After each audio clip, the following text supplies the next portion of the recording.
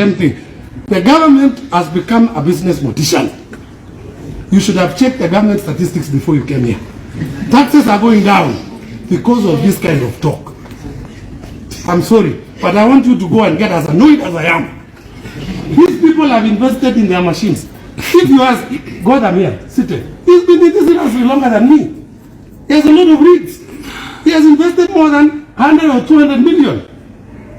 You can't just walk in here and refuse to listen to this gentleman when he tells you that government, has made balls very expensive. Those illegal balls, when I see you're talking about, you're very responsible. Because it takes so long for your permit to come out. In fact, I've always asked this one question. Once I make an application and pay government fee, and somebody has come to inspect, what do you call that thing? They call it what? Site verification. You still have to wait for Warma to send this thing from Nairobi to Machakos to NHIF. Then it takes the same route for you to give me the damn money. What are you talking about? Let's be serious. We will end this nonsense. When I see you, listen to me. Even when you did the regulation, I was with the chairman. The chairman is sitting next to you. The only place we could find you was in Machakos. The chairman of the association is next to you.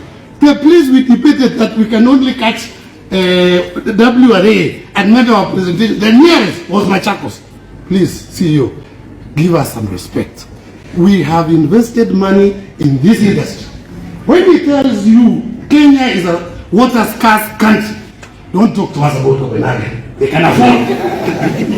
They can. If you're talking about best practice, we can give you best practice because we practice it every day. In fact, as you spoke, I was asking this gentleman, was this a dinner for Davis and Shadley for us to discuss or to get a government lecture? No. Me, I am tired. I don't know about you guys. Me, I'm a choker. See, let me tell you, if you want this industry to flourish, listen to us. Hear us. If Davis and Shadley cannot sell the meters because it's mandated to one business, what is the use of leaving out the biggest seller of water meters out of the tender? What is the use? You said you're waiting for the regulations in January. In the meantime, what do we do with the clients? We install which meters?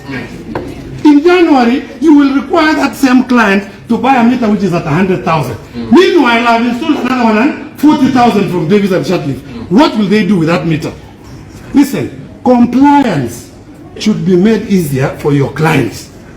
Listen to me. Listen to me. Make it easy for people to comply. When you don't, people cut corners. I am so sorry, but it was so annoying to hear you condescendingly answer this gentleman. No, I couldn't take it.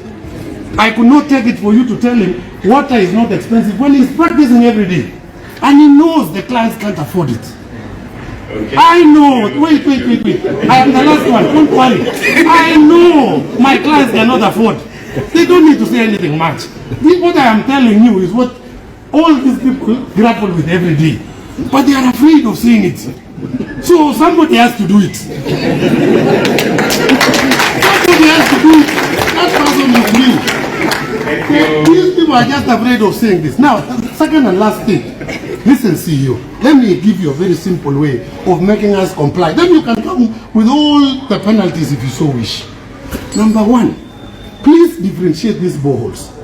When you talk about the aspect that water, you're protecting this water resource for future generation, that's very good battle. Because the very people here are parents of children who will be alive tomorrow. So what you should be asking is, where is this water required most? You should be protecting water in urban areas.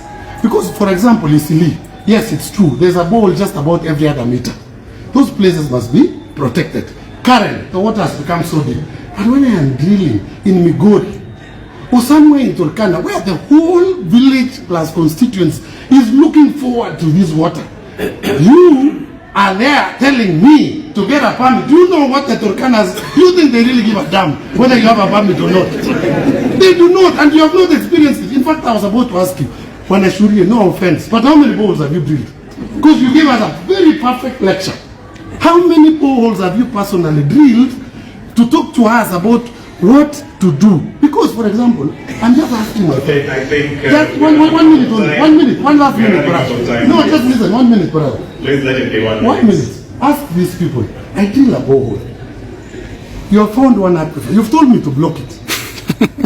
What do I tell a customer? He was already in water. So let us be practical. Atie tufunge tuendelee chini. Na ujui kama ni dry huko chini. Because I don't tell my customer the losses. You cannot have this water. You can't be. Please, I want you. In fact, now I want to challenge you, Shuria. Set a forum where we actually tell you the truth. You will become a better regulator. Believe me, we'll make you shine. Even before your regulations come out of parliament, I'm telling you before God, we'll make you shine. Otherwise, these people are going to go to court. They are not telling you the truth, but you'll find them in court. Thank you.